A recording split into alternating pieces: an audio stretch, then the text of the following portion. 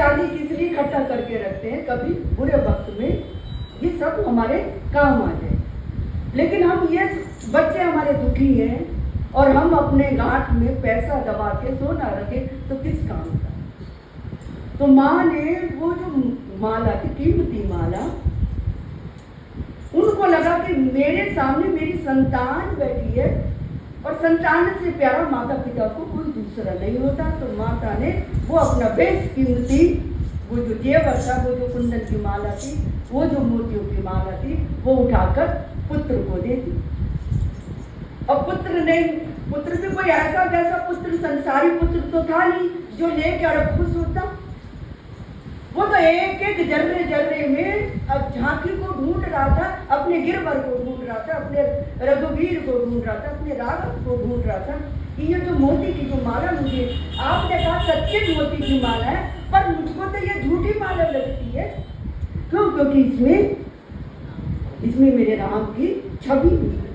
तो क्या करे, तो तोड़ रहे थे, चबा रहे थे, फेंक रहे थे।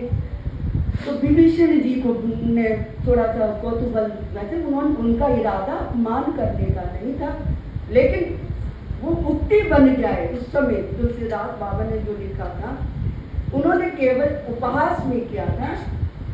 कहते हैं कि मजाक ऐसा करो कि सामने वाले को दुख ना लगे, लेकिन आप बोल तो देते हो पर बाद में सामने वाला पीड़ा करते हैं। मान लीजिए फॉर एग्जाम्पल, उदाहरण के तौर पर, इसमें मैं बहुत सारी कीलें ठोक दूँ दीवार में, कोई तस्वीर को लगाने के लिए कीलें ठोक दूँ और कहूँ कि अब ये जो तस्वीर लगाई है ये हटा लो।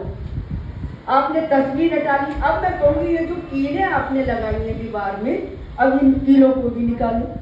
आप कीलें निकाल लोगे, पर आप क्या देखोगे, दीवार में क्या रह गया?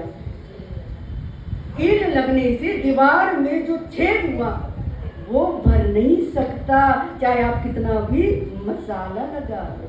ठीक है, ऐसे ही हम किसी को मजाक वश या किसी अहंकार वश कुछ भी शब्द बोलते हैं, वो कभी न कभी वो हो सकता है ऊपर से आपको माफ कर दे, पर भीतर से माफ नहीं करेगा।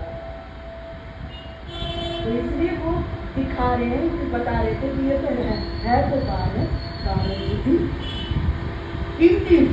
और ये जो उक्ति है ना उस समय की चली आ रही है, कौन सी कि बंदर क्या जाने अदरक का स्वाद, बंदर क्या जाने।